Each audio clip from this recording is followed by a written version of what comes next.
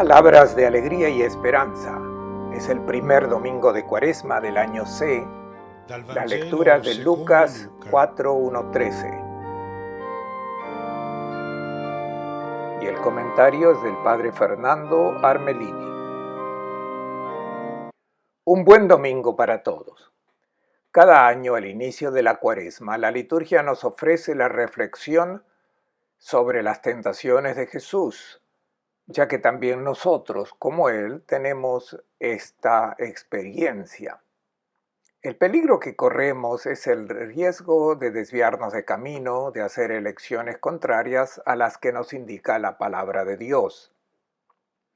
Todos experimentamos este conflicto interior que Pablo presenta de forma dramática en el capítulo 7 de su carta a los Romanos, donde dice: no puedo entender lo que estoy haciendo. De hecho, no estoy haciendo lo que quiero, sino lo que detesto. En mi interior consiento a la ley de Dios, sé que es correcta, hermosa, sabia, pero luego siento en mis miembros que hay otro impulso que lucha contra la ley de mi razón y me hace esclavo del pecado. Y el grito de Pablo: soy infeliz, ¿quién me liberará de esta condición por la que hay momentos en los que hago elecciones que me deshumanizan? Y responde: demos gracias a Dios, porque por nuestro Señor Jesucristo he sido liberado de esta ley que me lleva inevitablemente al pecado. Es el don que Cristo nos ha dado, de su propia vida, de su espíritu, que es más fuerte que lo que Pablo llama la ley del pecado o de la carne. En la carta a los Gálatas dice: caminen según el espíritu y no serán llevados a satisfacer los deseos de la carne. La carne, de hecho, tiene deseos contrarios al espíritu, y el espíritu deseos contrarios a la carne.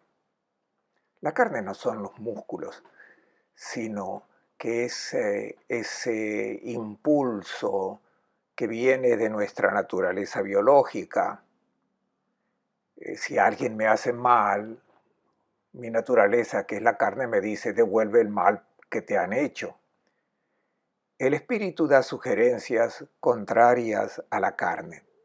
Si la carne me dice: retén para ti los bienes de este mundo, el espíritu me dirá: comparte estos bienes porque tienes que dar vida a tu hermano.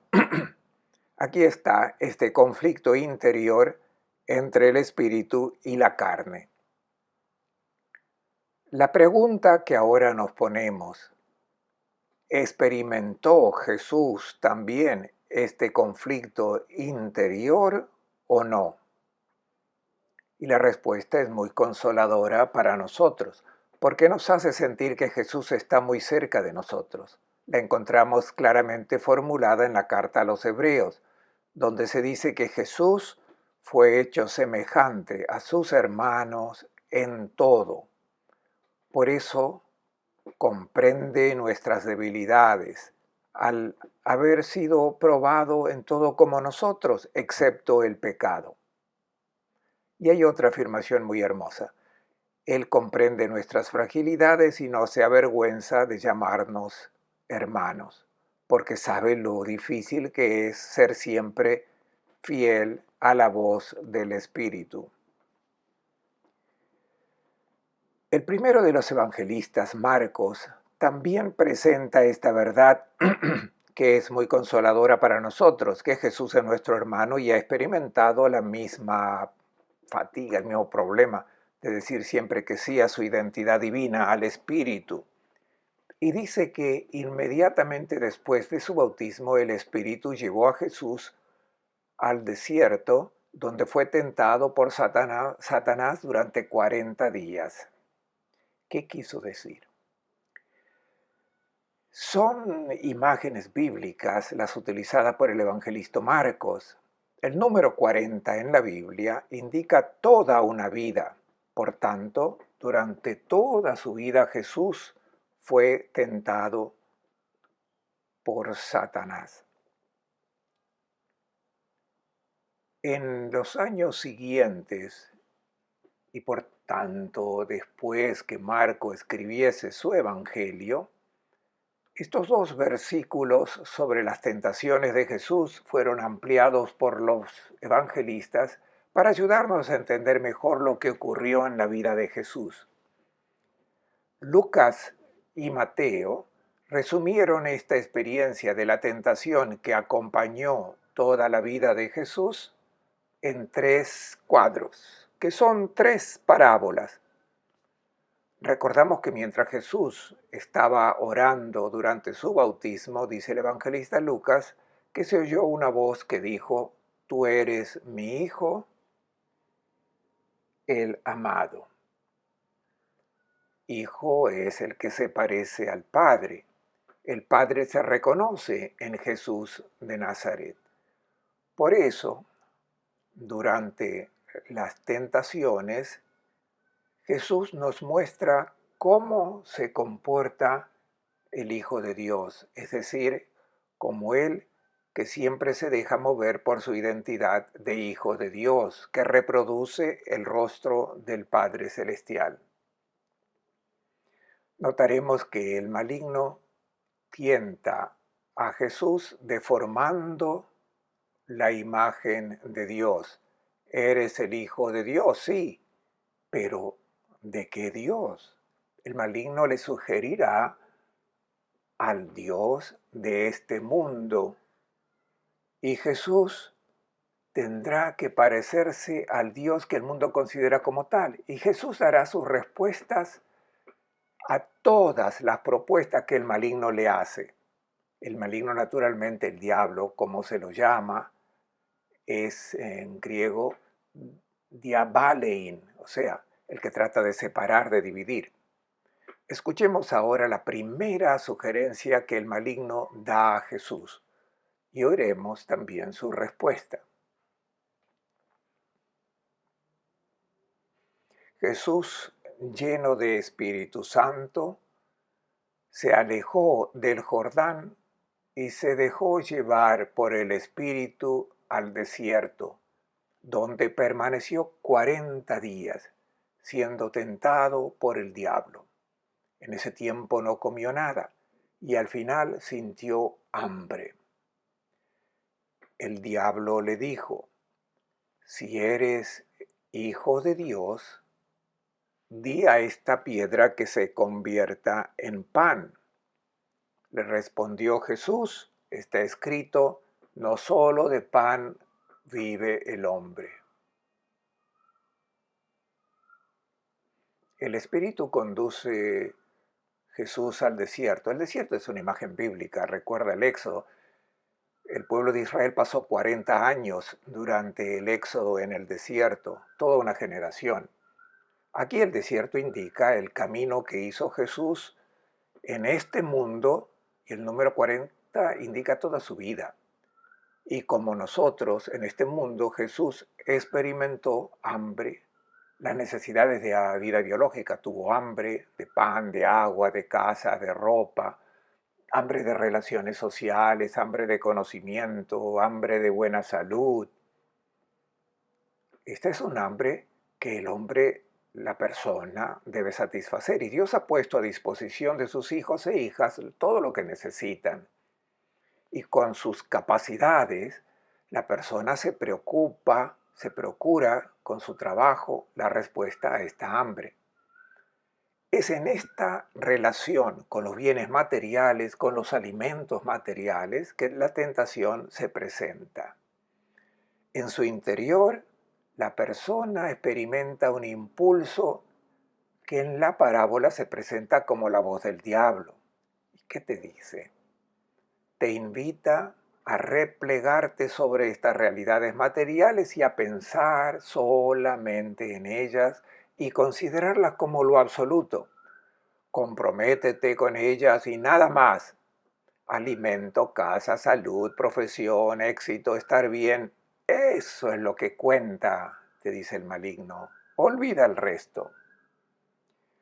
La frase del diablo, dirigida a Jesús, di a esta piedra que se convierta en pan, significa interésate por las necesidades materiales de la gente, dedica todo tu tiempo a construir este mundo en el que todos estén bien, y eso es suficiente. Tus habilidades ponlas al servicio de las necesidades materiales de la gente, y hecho esto, tu misión está cumplida. Y enseña a tus discípulos también a comprometerse con estas cosas materiales y basta. Y te darás cuenta de que si construyes este mundo, todos te querrán porque la gente quiere esto y nada más. Este es el razonamiento del maligno. La misma propuesta la experimentamos nosotros hoy y tendremos que dar la misma respuesta que dio el Hijo de Dios, del verdadero Dios, no el Hijo de Dios de este mundo. ¿Cuál es la mentalidad que circula en nuestro mundo? La que te dice que eres un Dios, pero para ser considerado como tal por todos, tienes que producir bienes materiales. Si los produces, eres un Dios. Si no los produces, no eres nadie. Así que piensa en esto y deja todo lo demás. Muéstrate como un hijo de esto que el mundo considera Dios. Y esta voz es tan fuerte que aparece disfrazada incluso en los que se consideran creyentes. Incluso el creyente, sin darse cuenta, puede dar a la vida biológica un valor absoluto, como si fuera la única vida. A veces oímos incluso en boca de los cristianos ciertas expresiones que no son bellas, no revelan que sean creyentes en Jesús de Nazaret. Por ejemplo, cuando dicen que lo importante es la salud. La salud es importante, pero no es lo más importante. Cuando oímos a la gente decir, tratemos de estar bien aquí, luego veremos si hay algo al otro lado. La religión es buena si sirve para sentirte bien aquí. La religión puesta al servicio de esta vida. ¿Cuántas veces oímos decir a la gente, he rezado, no me he curado, entonces ¿para qué sirve la fe? ¿Para qué sirve rezar? Siempre al servicio de la vida biológica, la única que interesa como si fuera la única vida. Y como todos necesitamos estas cosas materiales para vivir, la tentación es vivir para las cosas, considerarlas como nuestro Dios. La respuesta de Jesús a esta voz maligna que él también experimentó como la experimentamos nosotros, Jesús dice, no solo de pan vive el hombre. Jesús no niega que debemos comprometernos por el pan que alimenta esta vida que perece. La vida biológica, sin embargo, solo dura un cierto número de años. El pan es importante. De hecho, en la Biblia, el verbo comer, ajal, es uno de los más utilizados, puesto que se repite 910 veces en el Antiguo Testamento. Y esto demuestra lo mucho que le importa a Dios que al hombre no le falte nada. Pero el hombre no vive solo del pan material, sino que necesita alimentos que nutran la vida del Hijo e hija de Dios que hay en él, en ella. No la vida que perece, que es importante, sino la vida que no perece, la vida que el Padre Celestial nos ha dado y que debe manifestarse, debe crecer y desarrollarse en nosotros. Tenemos un Padre biológico que nos ha dado la vida que perece, pero tenemos un Padre que nos ha dado su propia vida y esta debe ser alimentada con la palabra, con la sabiduría de Dios que viene del cielo.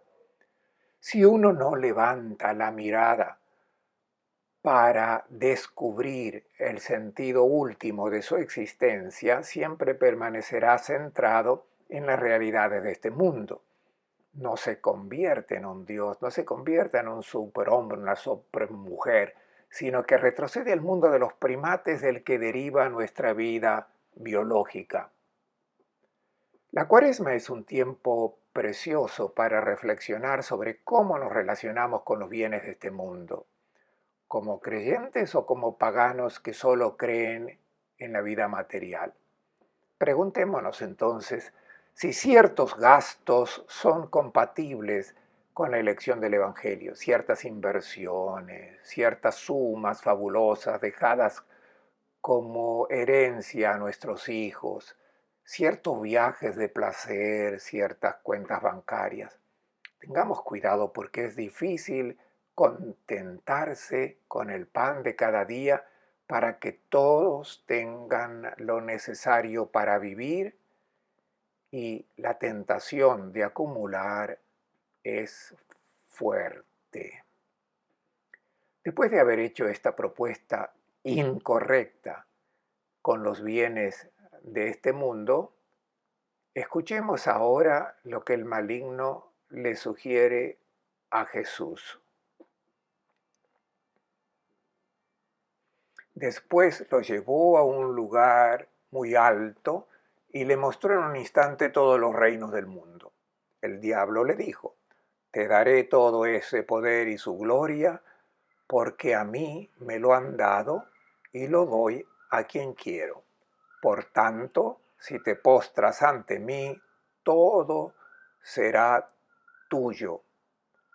Le replicó Jesús: está escrito, al Señor tu Dios adorarás y a Él solo darás culto. Hemos visto lo que sugiere el maligno sobre la forma de relacionarnos con los bienes de este mundo. Nos dice que los guardes para ti, no los compartas, más bien acumúlalos. Y también hemos escuchado la respuesta que dio Jesús a este impulso, que es el de la carne, como lo llama Pablo. Y nos enseñó a dar el justo valor a los bienes de este mundo. Pero no solo nos relacionamos con las realidades materiales que están por debajo de nosotros, también nos relacionamos con los que están a nuestro lado, con nuestros semejantes. Y aquí también el maligno da una sugerencia equivocada, opuesta a lo que sugiere la voz del Espíritu.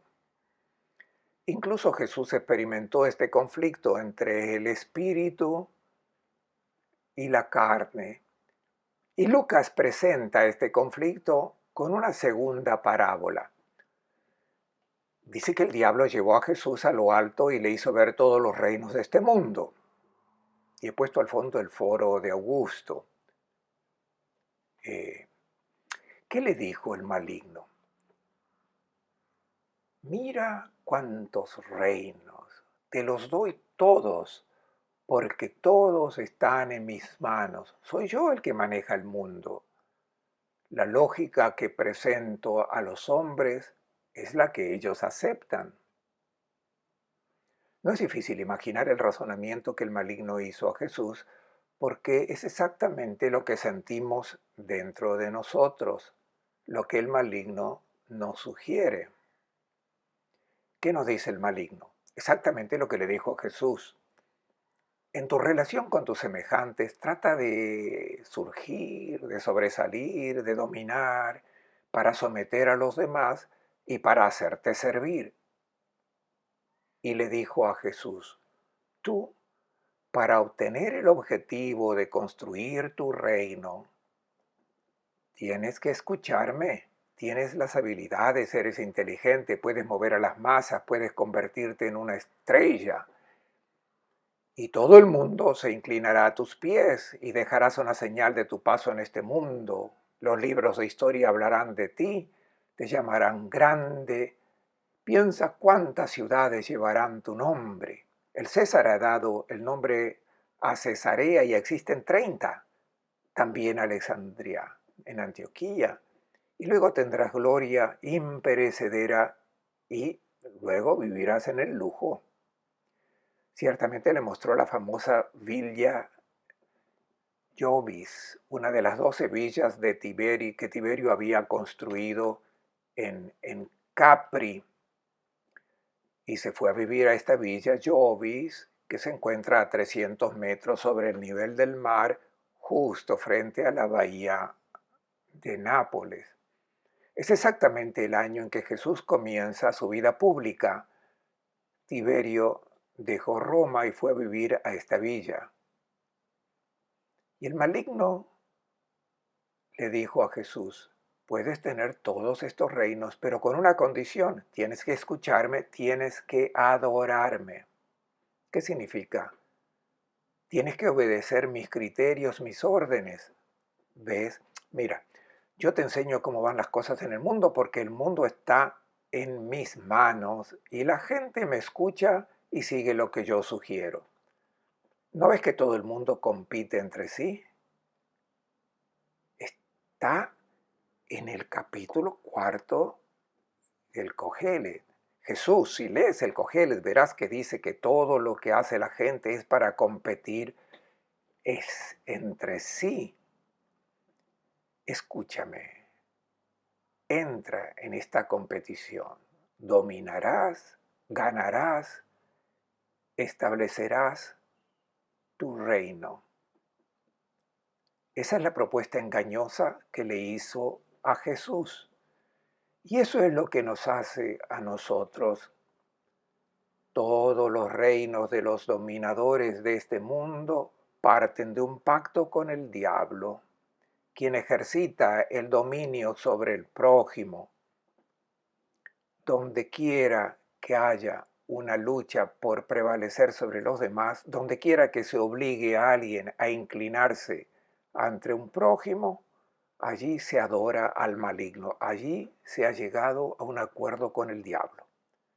¿Y cuál fue la respuesta de Jesús a este afán de prevalecer, de dominar y por tanto de relacionarse con los demás en una actitud de superioridad?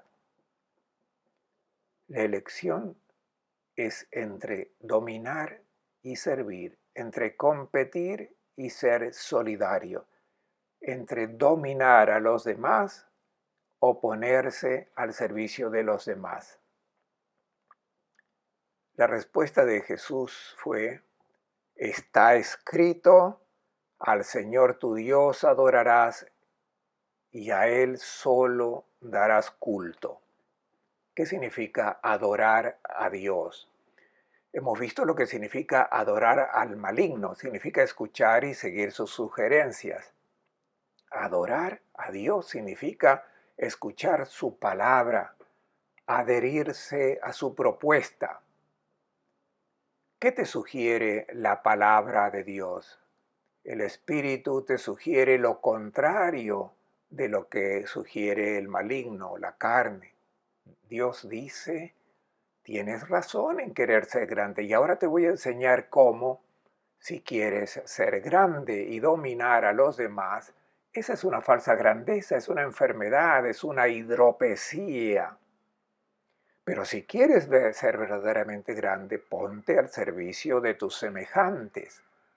Eres grande no cuando ocupas los primeros lugares, cuando subes a lo alto para que todo el mundo te vea y aplauda. Eres grande cuando bajas al fondo y eliges el último lugar. Eres realmente grande no cuando recurres a la violencia para avasallar a los demás, sino cuando trabajas por la paz. A este nuevo mundo lo empezó Jesús haciéndose siervo, como dice el famoso texto de la carta a los Filipenses en el capítulo 2. Ten los mismos sentimientos que Jesucristo, que aunque tenía la condición de Dios, se despojó de sí mismo y asumió la condición de siervo, haciéndose semejante a los hombres. Se humilló, descendiendo hasta el último escalón, incluso hasta la muerte y la muerte de cruz. Por lo tanto, hemos visto el peligro de relacionarse incorrectamente con los bienes de este mundo y luego el peligro de relacionarnos de forma errónea con nuestros semejantes, los que están a nuestro lado. También puede haber una relación errónea con el que está por encima de nosotros, con Dios. Y luego aquí está la tercera parábola que nos cuenta Lucas. Escuchémosla. Entonces el diablo lo condujo a Jerusalén, lo colocó en la parte más alta del templo y le dijo: si eres hijo de Dios, tírate abajo desde aquí, porque está escrito: ha dado órdenes a sus ángeles para que te cuiden y te llevarán en sus manos, para que tu pie no tropiece en la piedra. Le respondió Jesús: está dicho, no pondrás a prueba al Señor tu Dios. Concluida la tentación, el diablo se alejó de él hasta otra ocasión. La tercera tentación está puesta en el pináculo del templo, donde estaba entonces. Al fondo he puesto una reconstrucción del pórtico real, una estupenda construcción que ocupaba todo el lado sur de la explanada del templo. Este edificio de 185 metros y 2 plantas estaba sostenido por 4 filas de columnas, cada una de 10 metros de altura, más un capitel corintio de 1,80 m. Justo en la esquina oriental de este pórtico estaba el pináculo del templo. Y de la cima de este pináculo, mirando hacia el torrente Cedrón, existía en aquel tiempo un desnivel de unos 60 metros. Hoy el cauce del torrente Cedrón se ha elevado unos 20 metros, pero aún hoy impresiona ver ese desnivel.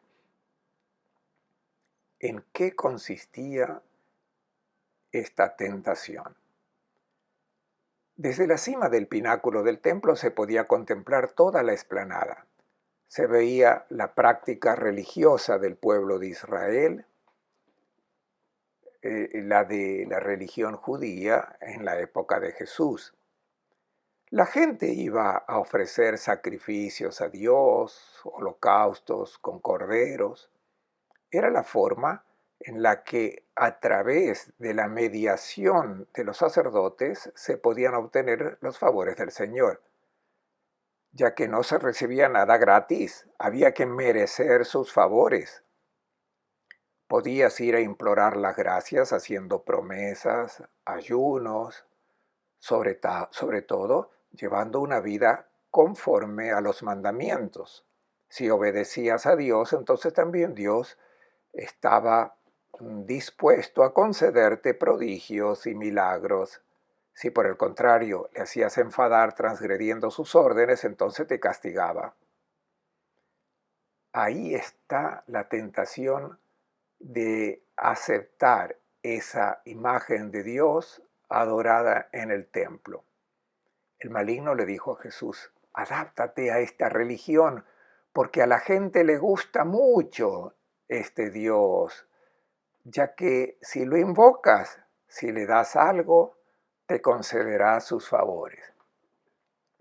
Es el Dios con el que establecía una relación comercial. Si le dabas algo que le gustaba, recibía sus regalos merecidos. De hecho, así es como se formula en la tentación. Puesto que eres hijo de Dios, una persona buena, le resultas agradable y por lo tanto te ama, puedes tirarte aquí abajo desde el pináculo, porque con las personas buenas como tú, Dios hace milagros y envía a sus ángeles para que te salven. Noten que la tentación también nace de una interpretación deformada de la palabra de Dios. De hecho, el Salmo 91 dice que Dios dará órdenes a sus ángeles para que los vigilen, de modo que tu pie no tropiece con la piedra. Si por el contrario fueses un malvado, claramente Dios lo dejaría caer, lo destrozaría. En un momento que veremos que Jesús rechaza esta imagen de Dios porque es diabólica, deforma la identidad de Dios, que es amor incondicional, que solo hace el bien al ser humano, sea bueno o malo, porque toda persona es su hijo, su hija. No se comercia con él, no hay nada que darle, solo hay que recibir gratuitamente. Si te comportas bien, si adhieres a él, si sigues sus instrucciones, entonces te comportas bien, realmente vives como persona. No hay ningún mérito en esto, solo hay que agradecerle la luz que nos ha dado, pero Él reparte sus favores gratuitamente. El Dios que cobra por hacer algo que le agrada y entonces te da un premio, este Dios es un ídolo, esta imagen de Dios es diabólica. Aquí está la tentación. Y en esta tentación, digámoslo claramente, están involucrados muchos cristianos que creen en Dios, saben que son sus hijos, también están convencidos de que se portan bien y es verdad. Y por eso piensan que Dios tiene que protegerlos más que a los demás. Tiene que protegerlos con favores y prodigios de todo mal cuando lo invocan. Y de hecho, cuando ellos también son golpeados por desgracias, enfermedades, catástrofes, como sucede con todos los demás, creyentes o no, parece que los toma por sorpresa, se sienten traicionados, abandonados por su Dios. Entonces, ¿qué dicen? ¿Para qué sirve la fe? ¿De qué sirve portarse bien cuando el Señor nos trata como a los demás, como a los que se portan mal? Entonces dicen, si hubiera un Dios intervendría con un milagro. ¿Por qué no lo hace? Simplemente no lo hace porque ese Dios no existe. Por eso no interviene. Es un ídolo inventado por el maligno. Y de hecho, Jesús va a tirar por tierra toda la institución religiosa del judaísmo que adoraba esta imagen de Dios. En la tentación de Israel que tuvo en el desierto cuando no había agua, ¿qué clamaban? ¿Está el Señor en medio de nosotros, sí o no? En el capítulo 17 del libro del Éxodo, el pueblo le pidió una prueba de su amor. Dudó del amor de Dios, no vio milagros y por eso no creyeron que Dios los amara. Pero entonces, ¿es verdad lo que dice el Salmo 91? Que Dios manda a sus ángeles. Por supuesto que es verdad. Los ángeles en la Biblia no tienen nada que ver con Hermes, con Mercurio, con alas en los tobillos y en la cabeza.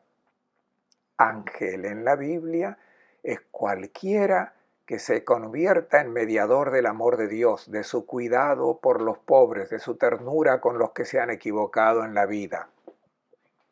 Ángel es el mediador de la bondad de Dios.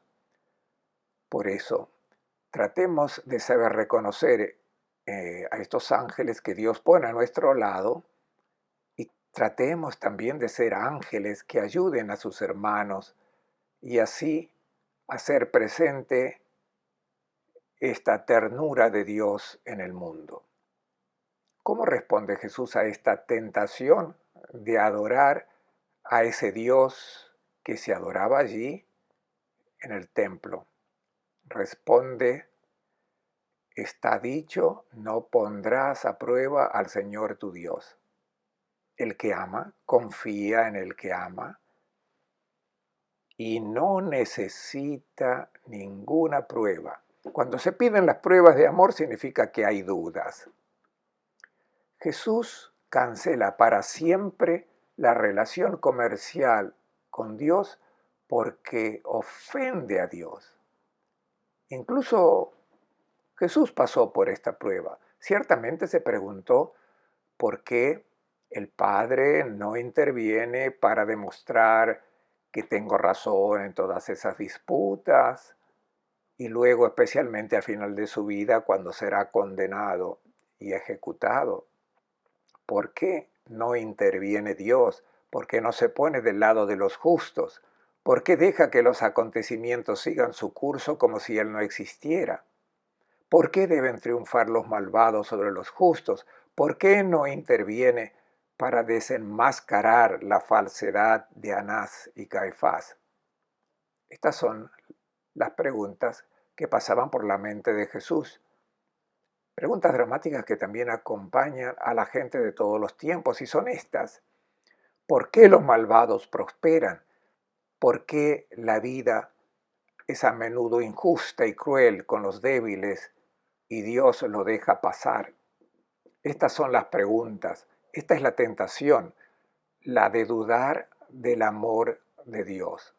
Jesús dijo, no pongas a prueba el amor del Señor. O confías en Él o no. Incluso en los momentos más dramáticos de su vida, Jesús se negó a pedir a su Padre una prueba de su amor. Nunca dudó de la fidelidad de su Padre. La conclusión. Concluida la tentación, el diablo se alejó de él hasta otra ocasión. Es enigmática esta conclusión. En primer lugar, habla de haber agotado todo tipo de tentaciones y las tres parábolas resumen todo lo que ha sucedido en la vida de Jesús. Jesús fue tentado en todo como nosotros, de relacionarse de forma incorrecta con las realidades materiales que tenemos debajo de nosotros, de forma incorrecta con los que tenemos a nuestro lado, nuestros semejantes, y en una relación incorrecta con Dios. Y siempre superó esta tentación. Dice que el maligno volvería a la hora fijada. Si leemos el Evangelio según Lucas, ya no aparece más Satanás, solo aparece en el capítulo 22, al final, cuando dice que Satanás entró en Judas, que fue a ponerse de acuerdo con los sumos sacerdotes para entregarles a Jesús.